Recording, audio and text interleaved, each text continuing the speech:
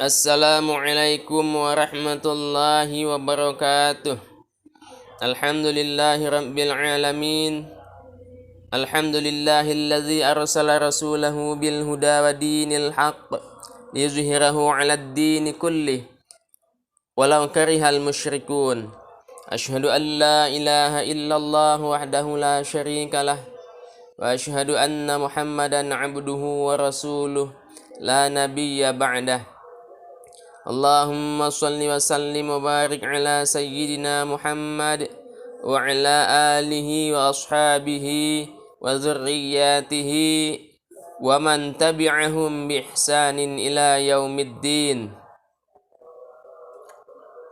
Qala Allah Ta'ala fil Qur'anil Karim, a'udzu billahi minasy syaithanir rajim. Bismillahirrahmanirrahim. Rabbi syrah li sadri wa yassir li amri wahlul 'uqdatam min lisani yafqahu qawli. Wa qala aydan laqad kana lakum fi rasulillahi uswatun hasanah liman kana yarjullaha wal yawmal akhir wa dzakarallaha katsira. Shadaqallahul azim. Kaum muslimin dan muslimat rahimakumullah. Puji dan syukur kita ucapkan kehadirat Allah Subhanahu wa taala yang telah memberikan nikmat, terutama nikmat Islam, hidayah, inayah, taufik kepada kita sehingga kita bisa berkumpul di tempat ini guna melaksanakan peringatan kelahiran Nabi kita, Nabi besar Nabi Muhammad sallallahu alaihi wasallam. Mudah-mudahan dengan memperingati dan acara kita secara keseluruhan ini semakin menambah pahala kita, semakin menambahkan kecintaan kita, semakin menambah ketaatan kita kepada Allah Subhanahu wa taala. Salawat dan salam kita sampaikan kepada junjungan alam, pemimpin sekalian para rasul, yakni Nabi besar kita Nabi Muhammad sallallahu alaihi wasallam. Mudah-mudahan kita tergolong umat beliau yang mendapatkan syafaat dari beliau di yaumil akhir nanti insyaallah. Kaum muslimin wal muslimat rahimakumullah. Setiap tahun kita memperingati peringatan kelahiran Nabi kita Muhammad sallallahu alaihi wasallam. Ada baiknya sebelum memperingati kelahiran Nabi, kita bersama-sama mengucapkan sholawat kepada beliau. Mudah-mudahan dengan sholawat yang kita baca ini, Allah semakin memberikan curahan, ampunan, kemudian menaikkan derajat kita, menghapus kesalahan-kesalahan kita, dan mendapatkan derajat yang tinggi di sisi Allah Subhanahu wa taala. Dan Rasul pun akan ingat kepada kita yang senantiasa mengucapkan salawat kepada beliau. Salatullah salamullah ala Taha Rasulillah. Salatullah salamullah ala Yasin Habibillah.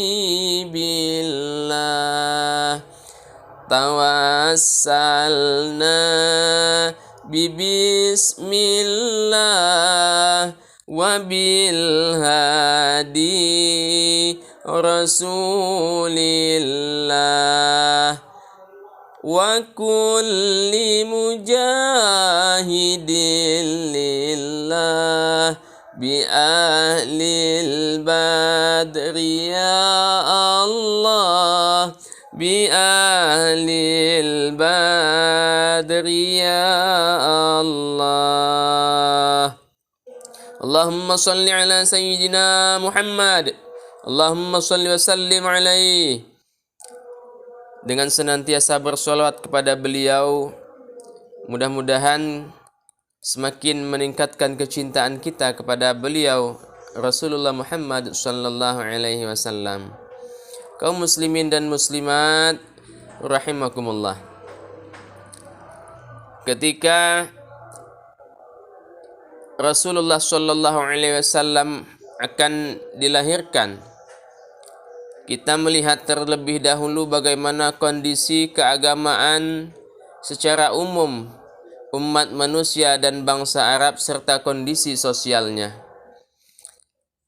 Sebelum kelahiran Nabi kita Muhammad Shallallahu Alaihi Wasallam, kondisi keagamaan itu sangat berubah sekali dari agama asalnya. Agama secara umum itu terbagi kepada dua. Yang pertama agama samawi, yakni agama yang Allah turunkan wahyu dari langit, maka disebut dengan agama samawi. Apa agama samawi itu? Agama Yahudi, Nasrani, dan Islam. Kemudian yang kedua adalah agama ardi.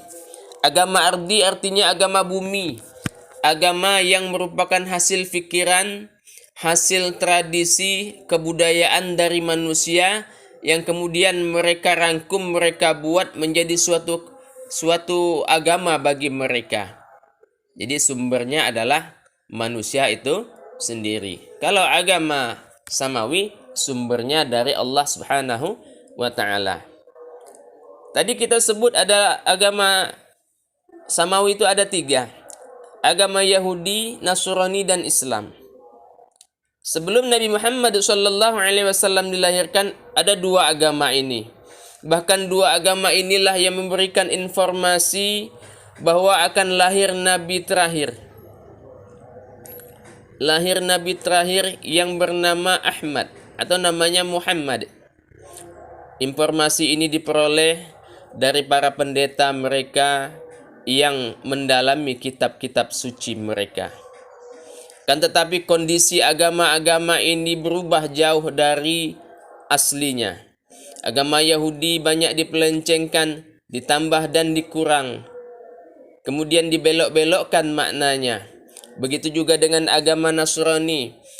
Injilnya dirubah-rubah, ditambah, dikurang sesuai selera mereka. Bahkan mereka saking mengagung-agungkan para pendetanya, mereka buat ketika pendeta itu meninggal, mereka buat patungnya, kemudian mereka sembah patung pendeta tersebut. Na'udzubillah min dzalik. Beginilah kondisi keagamaan manusia secara umum. Di lain pihak, orang-orang Arab jahiliyah, mereka gemar sekali menyembah berhala, menjadi tradisi. Mereka bahkan membuat berhala yang besar mengelilingi Ka'bah sebanyak 360 berhala atau patung. Jadi anak-anak sekalian, berhala itu artinya apa? Patung terbuat dari batu. Mereka sembah. Mengapa? Karena mereka beranggapan Allah itu harus pakai perantara. Perantaranya adalah patung atau berhala yang mereka sembah tersebut. Sehingga mereka bukan menyembah Allah, tapi menyembah patung tersebut. Kemudian ketika mereka bepergian, mereka juga tetap membawa berhala atau patung yang kecil untuk mereka berdoa di depannya, untuk mereka sembah. Padahal patung tidak bisa apa? Tidak bisa apa-apa. Kalau tidak ada patung bagaimana? Kalau lupa membawanya bagaimana? Mereka bawa batu, mereka cari batu. Mereka letakkan batu itu di tanah, mereka kelilingi batu tersebut. Kemudian mereka berdoa, mereka sembah batu tersebut. Mereka ibadahi batu tersebut. Na'udzubillah min dzalik, batu. Kalau tidak ketemu batu, mereka cari tanah. Mereka gumpal tanah itu, kemudian mereka siram dengan susu kambing. Kemudian mereka sembah, mereka berdoa kepada tanah itu. Mereka anggap itu adalah sebagai Tuhan. Begitulah kebodohan mereka. Benda mereka anggap Tuhan. Padahal yang membuat benda itu adalah mereka sendiri. Yang membentuk patung adalah mereka sendiri. Yang mencari batu adalah mereka sendiri. Yang menggumpal tanah, membentuk batu adalah mereka sendiri. Malahan Mereka yang membuatnya, mereka pula yang menyembah batu tersebut. Ini adalah sebuah bentuk kejahiliahan atau kebodohan. Di lain pihak mereka menganggap, orang-orang jahiliyah itu menganggap bahwasanya malaikat adalah anak-anak perempuan Allah Subhanahu wa ta'ala. Kemudian banyak lagi praktek-praktek peribadatan yang jauh melenceng dari agama tauhid, agama yang mengesahkan Allah Subhanahu wa ta'ala. Di sisi lain, kondisi sosialnya terutama kita lihat misalnya pada pernikahan. Ada 4 model pernikahan pada zaman jahiliyah. Model yang pertama, pernikahannya ala pernikahan seperti kita saat ini. Pernikahan, ada seorang wali laki-laki menikahkan anak perempuannya atau perempuan yang di bawah perwaliannya kepada seorang laki-laki dengan mahar yang telah disepakati, persis pernikahan yang kita lakukan saat ini. Jadi Pak, Bu, zaman dahulu, zaman jahiliyah saja sudah mengenal bahwa pernikahan itu wajib ada wali. Zaman sekarang tiba-tiba ada yang bilang, ada yang berpendapat tak wajib pakai wali. Tak usah pakai wali, nikah sendiri saja. Kambing. Kalau kambing iya. Kerbau iya. Tak payah pakai wali. Padahal orang zaman jahiliyah dulu yang disebut dengan jahiliyah, orang-orang yang bodoh, tidak mengenal bagaimana ajaran agama, melenceng dari agama tauhid yang sebenarnya, masih mengenal nikah pakai wali. Kaum muslimin dan muslimat rahimakumullah. Pernikahan model yang kedua. Ada seorang suami yang memiliki istrinya. Ketika istrinya itu sudah suci dari haidnya. Ketika haid kemudian suci, ia tidak menggaulinya. Kemudian karena ia ingin punya anak yang pintar, disuruhnya istrinya bergaul. Silahkan engkau berhubungan dengan laki-laki lain, si anu si fulan itu yang pintar. Dia berharap nanti ada anaknya jadi anak yang pintar.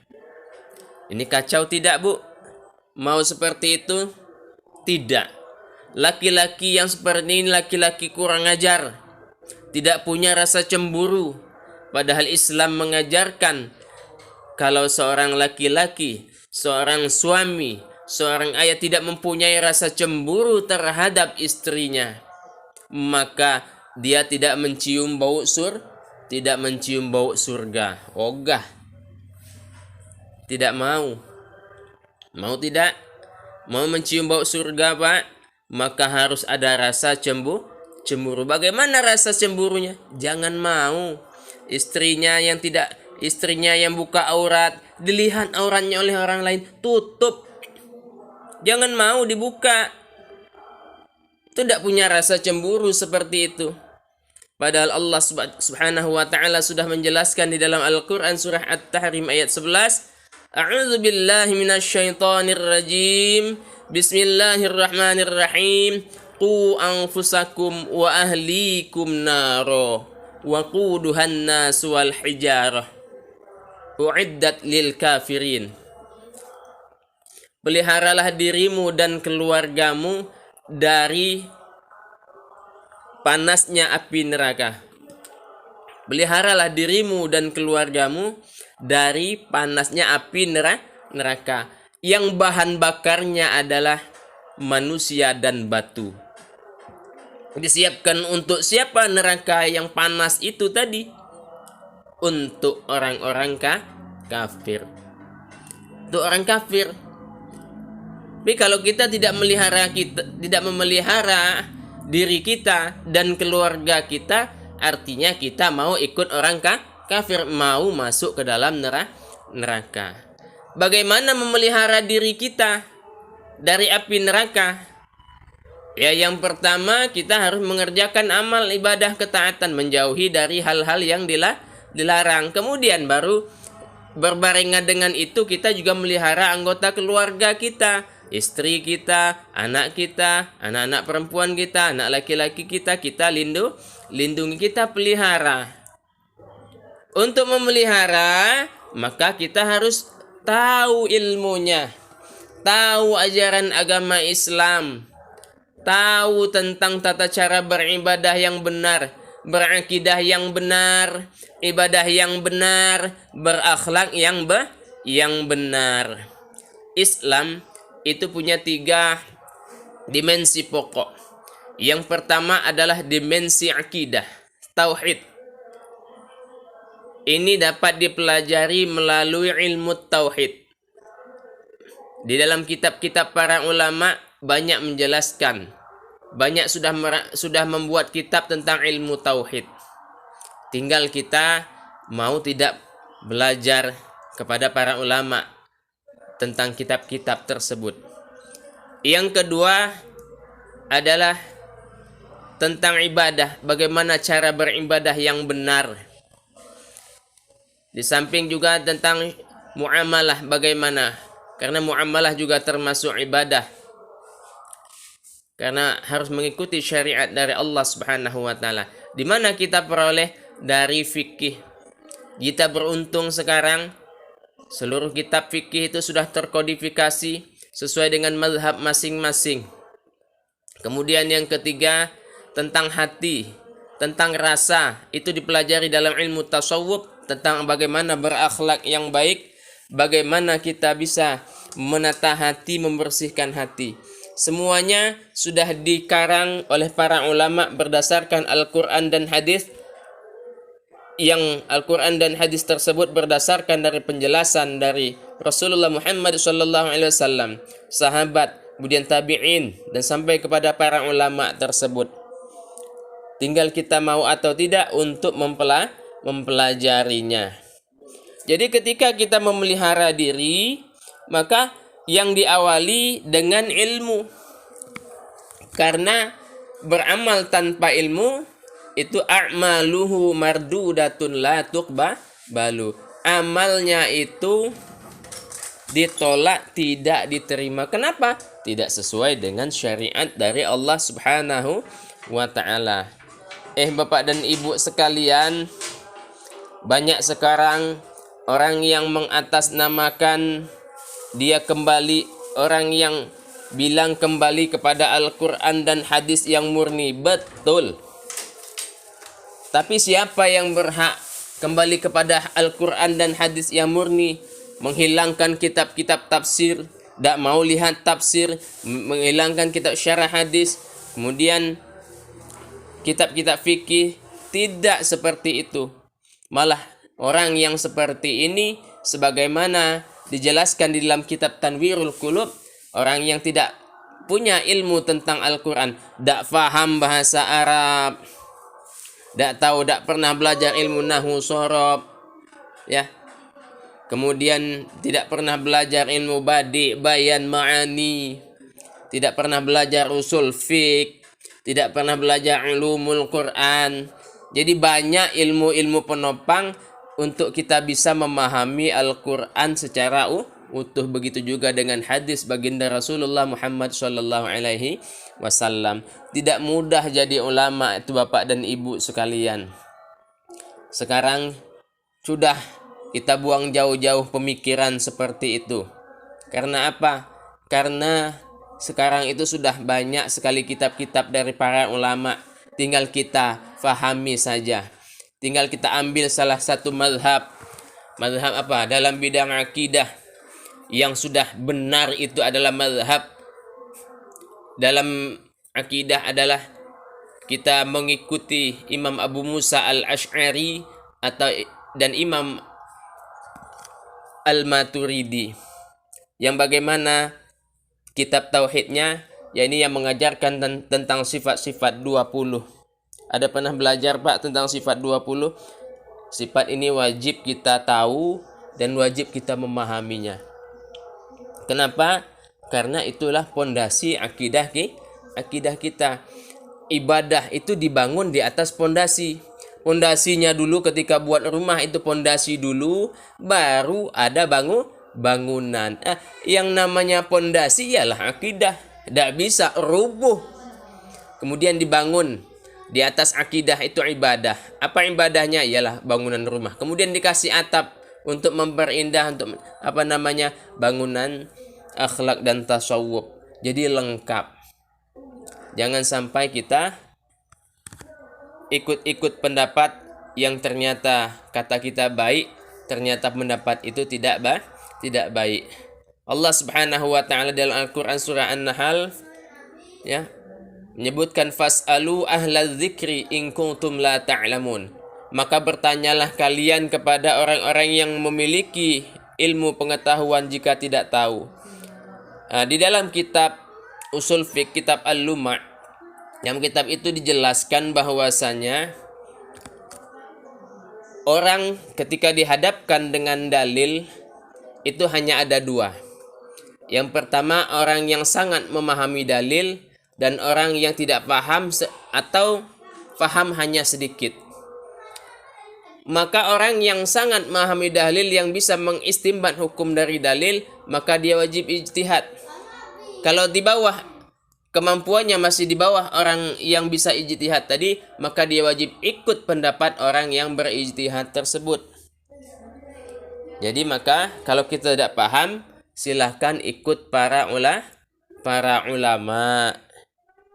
ulama ikut mazhab kita adalah mazhab Imam Syafi'i.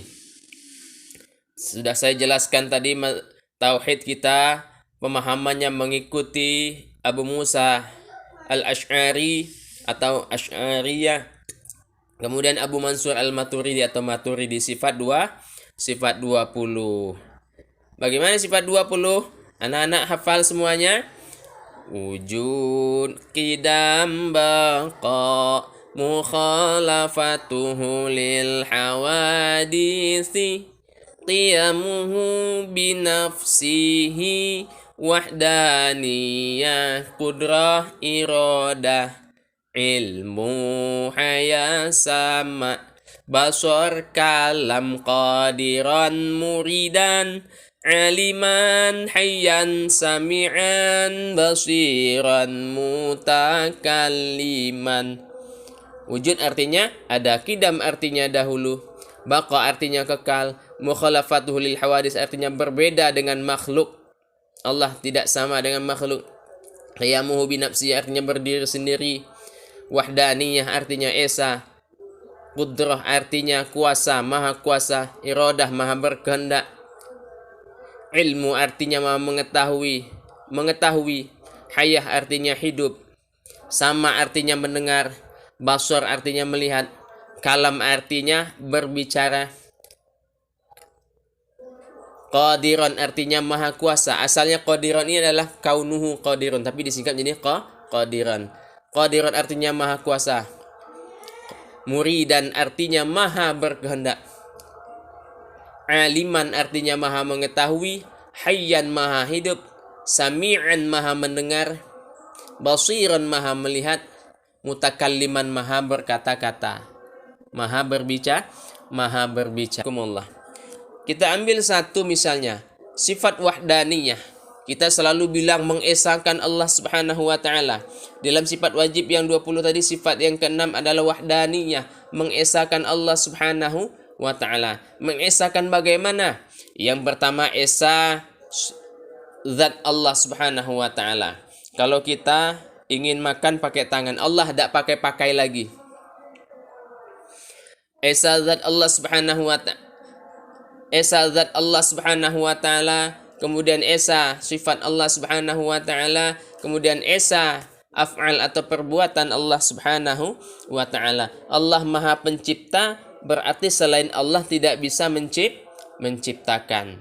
Coba sekarang ketika kita haus, kita minum. Apakah minum itu yang menghilangkan haus? Air itu yang menghilangkan haus? Satu lagi, yang kedua, ketika kita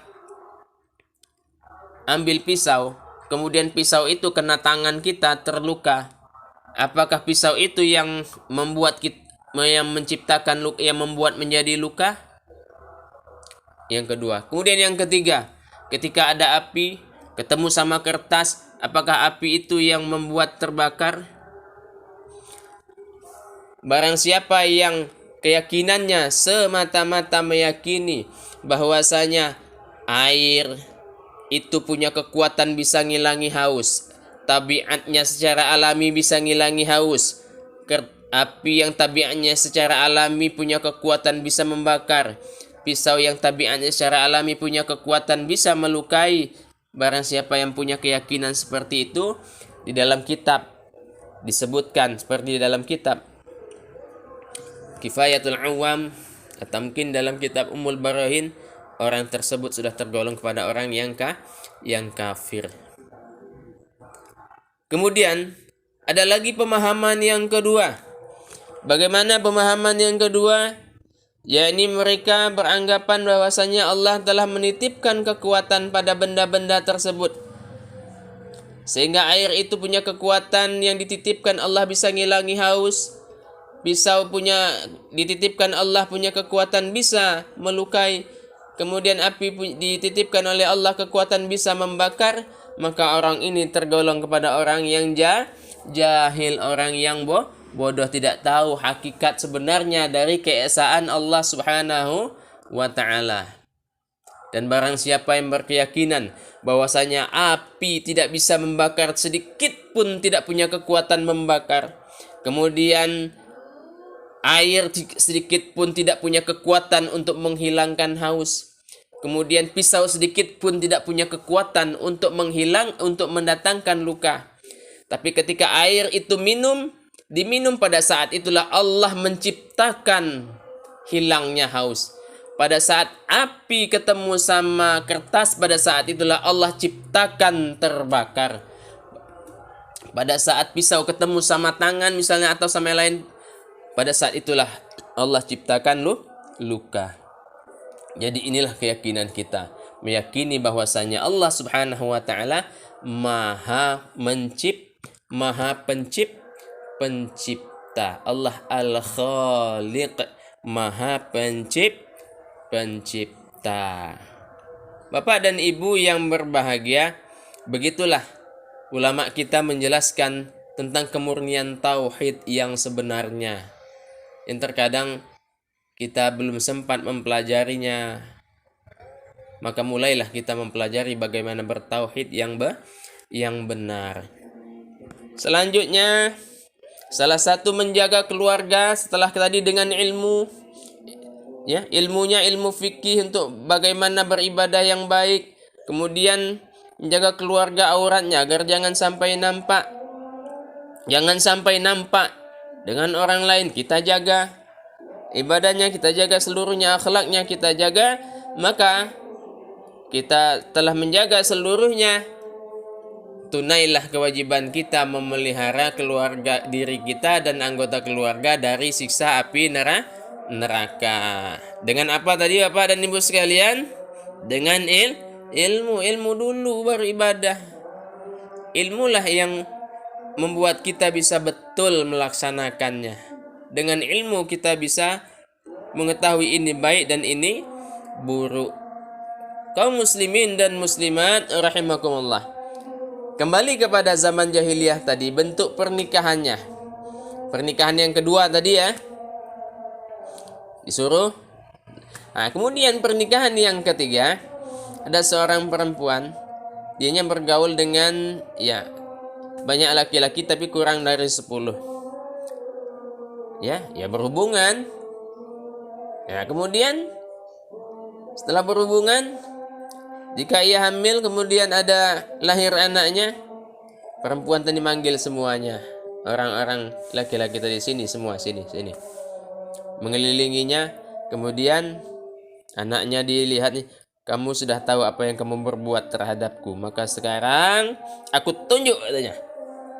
Cari, kamu bapaknya katanya. Nah, gitu dulu Pak, Bu.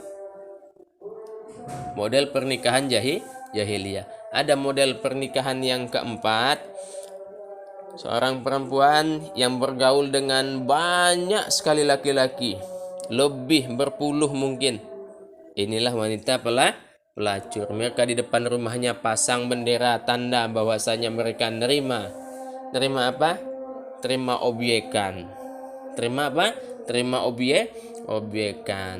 Nanti ketika anaknya lahir, kan tidak tahu tuh di mana bapaknya kan, maka dipanggillah para ahli tebak dan seluruh laki-laki yang pernah menggaulinya dipanggil semuanya. Dan ahli tebak ini dengan melihat ciri-ciri anak tadi, oh anak ini kayaknya mirip si fulan, oh anak ini kayaknya mirip si ono, maka ditunjuk oleh para ahli tebak tadi, bapaknya adalah kamu katanya. Dan orang itu tidak bisa mengelak, jadilah anak itu menjadi anaknya. Na'udzubillah min dzalik. Datang Rasulullah Shallallahu Alaihi Wasallam diutus ke dunia menjadi nabi dan rasul, maka seluruh pernikahan tadi dihapus semuanya, tidak berlaku lagi. Itu perbuatan tidak baik, kecuali pernikahan model pertama tadi, yang ada walinya, ada laki-laki yang ingin dinikahi, ada perempuan yang diwalikan, ada mahar. Jadi kembali kepada yang pertama tadi, jangan ikut dari pendapat kalau ada bilang bahwasanya nikah tidak pakai wali, jahiliyah saja dulu pakai wali. Inilah yang harus kita tanamkan pada saat ini, kita kuatkan bahwasanya syariat Allah Subhanahu wa taala itu harus senantiasa kita jalankan dengan sebaik-baiknya. Demikianlah yang dapat kami sampaikan, lebih dan kurang mohon maaf. Insyaallah kita lanjutkan pada penjelasan-penjelasan pada periode yang akan datang. Wallahul muwaffiq ila aqwamit thariq. Wassalamualaikum warahmatullahi wabarakatuh.